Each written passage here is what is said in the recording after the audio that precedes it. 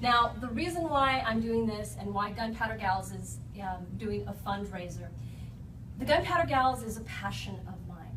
See, 7 years ago, I was a non-gunner. Didn't want to shoot, wasn't interested. I grew up in Los Angeles in a gang-infested area, and really only two types of people had guns, gangbangers and police. And while my father was neither, he did have a gun, and I was always told, don't touch it, it's bad, it's hurtful, don't do it, don't do it. So there was a lot of fear around it. I went to UCLA, and in 1992 was the Rodney King riots. And while some of you may have watched it on TV, it happened live. And a lot of things were edited. There's nothing like turning on the television and seeing people torn from their cars and raped and beaten in the streets while the helicopters hovered over both. Goose pimples, because it was an incredibly traumatic thing to witness. For 2 weeks, to watch stores that you have seen burn to the ground, to hear the absolute fear and be told to keep into your home, do not go out. Amongst all of this, there was a phone call. I was listening to the radio because, as we all remember with 9/11, there's only so much you can watch on TV, and I'm listening to the radio, and this woman calls. She is on live with the DJ and says, I'm in Venice. 2 men have broken into my home. I took the phone and I'm in the bathroom. I'm so scared. Can somebody help me? And the DJ says, have you called 911? And she says, it's busy. And he says on the phone, or on the radio, is there anybody out there that can go to her and help her? Okay. I don't know what happened to her. I think about her sometimes. How literally she was depending on the kindness of strangers. The strangers in her home, not to beat and rape her or kill her. The kindness of somebody to come and rescue her because there was nobody else available.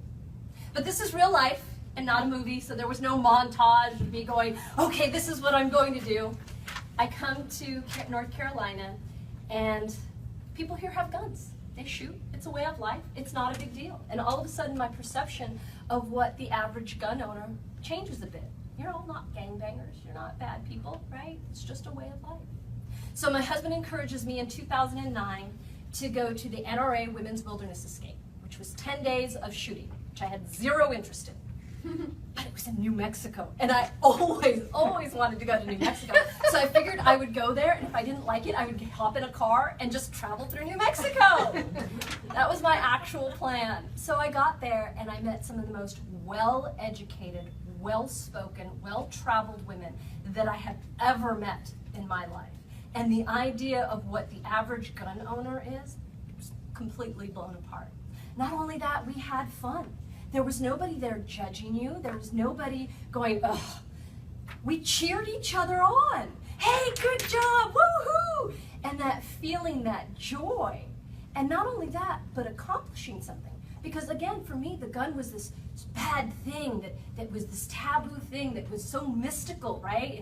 And bad. And here I was mastering it. I was being safe. So I came back, told my husband, oh my gosh, I'm so excited. Let's go shooting together. And I didn't have a good time. So I blamed, so I figured it wasn't the activity, it was the company. I hate that joke, but it was true. So I tried to find 1 or 2 women to go shooting with. There were no women shooting groups available, so I started one. Right now we are 340 women strong with a chapter in Kalamazoo, Michigan, and I'm so excited because I have the ability to help women who, again, are in that, oh my gosh, that taboo, that, oh, I can't do this. I've had women pick up guns and cry because the emotion associated with this tool. And I'm happy to bring them to a point where they're not scared. Some of them never become shooters. They're like, I've mastered it, I understand this tool, I can understand how I can be safe, right? And they don't shoot again. And that's A-okay. I have women who come in and are amazing shots, and this world of opportunity of competitive shooting opens up to them.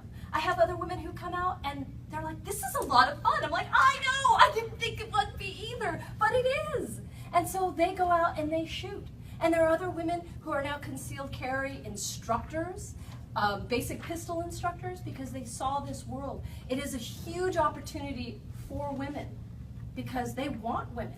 Hello, we make up 52% of the population. We're a vocal member. We are the ones who run this country, guys. Yes. Right? We are the ones that vote. We are the ones that petition. We are the ones that say. So I'm incredibly passionate about getting women involved in whatever way they want to get involved with firearms.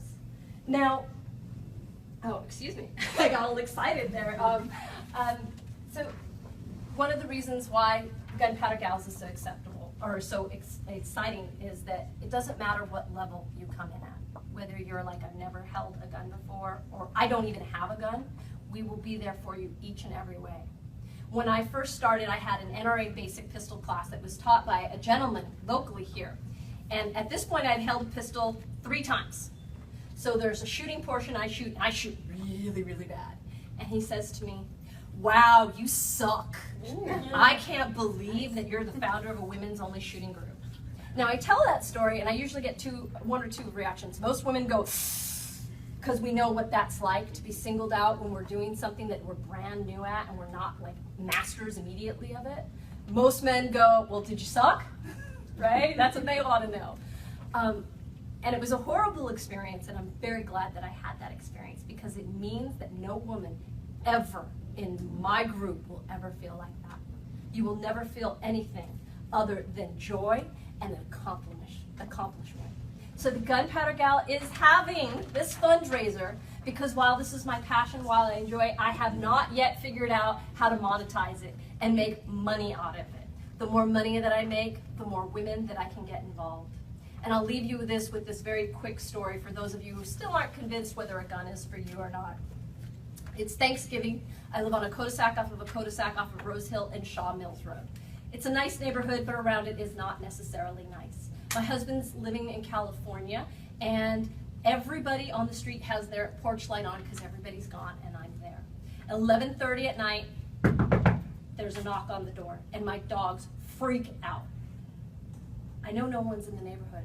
I grab my gun. I look, don't turn on any of the lights. I, do the little things, see if there's anybody on the porch because maybe I'm wrong, and I don't see anybody. My dogs will not shut up. Now, I'm one of the few houses that has a fence, so I disarm the alarm, I let my dogs out, I lock everything, I take the safety off my gun, the lights are still out, and my dogs are running up and down the fence, so I know that there's somebody there. So I call 911, because that's the responsible thing to do, right? Something's happening here. All the hairs on the back of my neck are standing up. I know, as we women know, that something's going on. I call 911 and I explain what happened. And the 911 operator says, so? What? She says, ma'am, is there anybody actively trying to break into your house at this moment? And I said, no. So someone just knocked on your door? Yes, ma'am. I said, but there's something happening because somebody knocked on my door at 11:30 at night and left. My dogs are going crazy. Nobody's here in the neighborhood. And she's like, well, ma'am, unless someone is trying to break into your house, and at that moment I hear, wah, wah, wah, wah, wah, somebody's house alarm is going off. And I said, well, now you can send the police because somebody's house alarm is coming off, so they obviously broke into someone's house. And she goes, well, what house is it? I'm like, I don't know, and I'm not going outside to see. You figured it out. Click. Okay. Later on, I found out that one of the neighbors catty corner to me. They broke it, they kicked in his door and stole his TV. So the person was going door to door, knocking to see if anybody's home. Guys, the 911 operator was absolutely right. There was nothing that the police could do. And if you don't follow the news and laws, Supreme Court says that it is not the business of the police to protect you. Okay? It was me standing there, thank you. It was me standing there, and the only thing keeping me safe was that I had my pistol and that I knew how to use it. Okay? I sat up, by the way, for another hour afterwards. Gun right there, and safety back on, everything was safe, but I sat there like this. Nothing had happened, right? I never saw anybody's eyes. But at that moment, I knew with 100% certainty, whatever happened, I could protect myself. And I want that gift for all of you. Thank you so much. If you'd like to support the Gunpowder Gals, this Saturday, 2 to 4,